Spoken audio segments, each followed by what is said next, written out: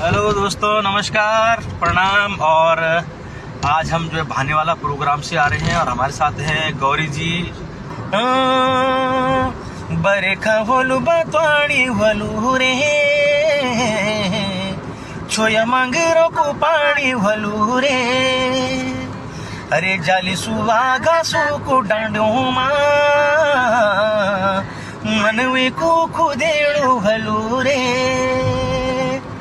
ये सुवा क्यों जाऊ की सार मेरी सुवाले मडीत नाज, ये सुवा मैं भलू लग दू आहारे तेरू रंगीलो मिजाज।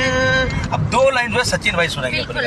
पुरानी देली गया तुम्हारी तख्ता वाला ज्ञान।